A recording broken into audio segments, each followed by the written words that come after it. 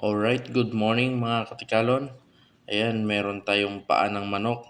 Piprituhin natin yan na kain pati buto.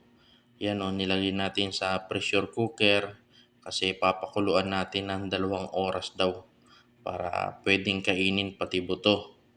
Tapos ito na sinalang na natin mga katikalon.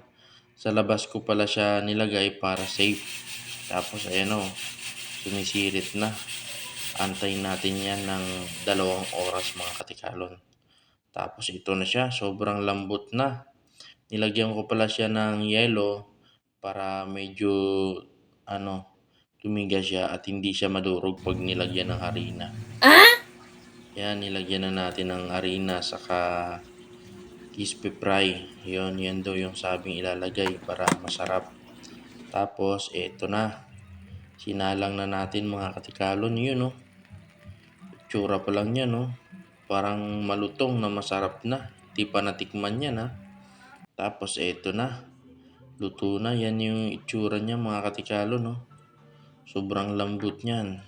Mamaya ipapakita ko sa inyo kung paano kagatin na kasama pati buto. Ito na mga katikalon. The moment of truth. Ito na mga katikalon. Ito na, oh. Tikman natin. Dahil sibuyas.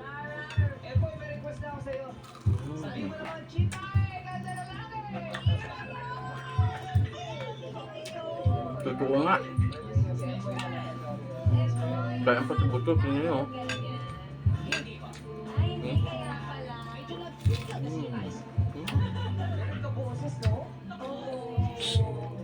Ang sarap. Kain tayo mga katikalon. Sarap.